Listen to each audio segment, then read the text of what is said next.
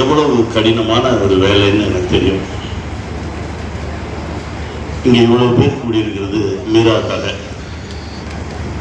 நண்பா, காத்திருந்த காலமெல்லாம் ஒரு முடிவுக்கு வந்துருச்சுன்னு நினைக்கிறேன். இந்த படம் ஒரு மிகப்பெரிய வெற்றியை உங்களுக்கு கொடுக்கும், இறைவன் ஆசீர்வாதத்தில். ஏன்னா மீராவோட முதல் படத்துல வந்து பயணப்பட்டுக்கிட்டே இருக்கு. ஒவ்வொரு படைப்புலையும் ஏதோ ஒன்று நடந்துடும், ஏதோ ஒரு மேஜிக் நடந்துடும், நண்பன் ஜெயிச்சிருவான் அப்படின்னு சொல்லி ஆசைப்பட்டுக்கிட்டே இருக்கேன். இந்த படத்துல அந்த ஆசை நிறைவேறிடும் அப்படின்ற ஒரு நம்பிக்கை வந்திருக்கு. ரொம்ப மகிழ்ச்சி. ஒரு உணர்வு பூர்வமான ஒரு படைப்பை பார்த்த மாதிரி இருந்தது. ஏன்னா படம் நான் பார்க்கல, 2-3 முறை கூப்பிட்டாங்க, நான் இங்கே இல்லை. இந்த ட்ரெய்லர்ஸ் பார்த்ததுல, அந்த சாங் பார்த்ததுலேயே ரொம்ப ஒரு ஆழமான ஒரு அன்பு புதுக்கக்கூடிய ஒரு படைப்பாக தெரியுது. மீரா கதிரவன் இயக்குனர், சாம் சிஎஸ் இசை, படத்தோட பேர் ஹபீபி. சந்தோஷமா இருக்குது.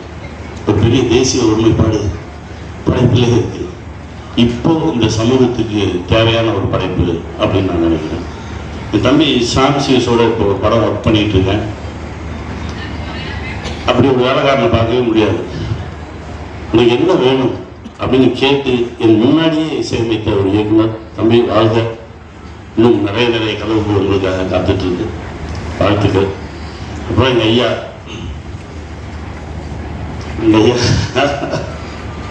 எட்டுப்பட்டி ராசா,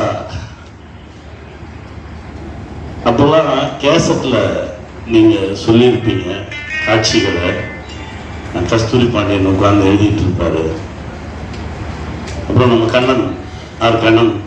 கண்ணனும் இருப்பான். உங்களுடைய உச்சரிப்பை கேட்டு கேட்டு வியந்துக்கிட்டே இருப்பேன். ஏன்னா இரவு மட்டும்தான் வருவேன் அலுவலகத்தில். உங்க அலுவலகத்தில் உங்களுக்கே தெரியாம ஒரு 3 மாசம் தங்கியிருந்தேன் நான். ஒவ்வொரு நாள் இரவும் நீங்க சொல்ற அந்த காட்சிகளை கேட்டு கேட்டு கேட்டு அப்பதான் சொல்லுவான் பாண்டியன், இந்த மாதிரி 100 கேசட் இருக்கீங்க டேரக்டர்கிட்ட, அத்தனை கதை வச்சிருக்காரு தெரியுமா அப்படின்னு சொல்லுவான். அந்த ஏற்ற இறக்கங்கள், நீங்க கோபமா பேசுறது, காதலோடு பேசுறது, அன்போடு பேசுறது, இது எல்லாத்தையுமே கேட்டு கேட்டு கேட்டு இவருக்குள்ள இவ்வளவு ஆழமான ஒரு நடிகன் இருக்கானே நான் வியந்திருக்கேன். அதை இப்ப பார்க்கறதுக்கான வாய்ப்பு, ரொம்ப சந்தோஷம். இப்போ உங்களை பார்த்தோம்னா ஞாபகத்துக்கு ஆபீஸ் பாய் கோபின்னு ஒரு பையன்.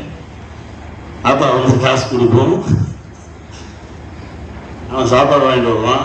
சாப்பாடும் கொடுத்துட்டு ஒரு 10 ரூபா கையிலையும் கொடுப்பான். போனேன் இப்போ ட்ரை பண்ண, எங்கேயும் சுற்றி வராத, இங்கே நிறைய பேர் இருக்காங்க, உனக்கு எல்லாம் வேலை கிடைக்காது அப்படின்னு சொல்லி அனுப்பிச்சி விடுவான்.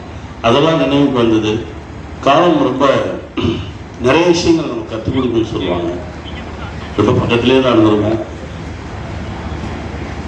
உங்களுக்குள்ள இருந்த அந்த நடிகன் ரொம்ப ஆழமா இந்த திரைப்படத்தில் வெளியே வந்திருக்கான் அப்படின்னு நான் நம்புகிறேன். ஒரு மிகப்பெரிய ஒரு வெற்றியை இந்த படம் தோடும்.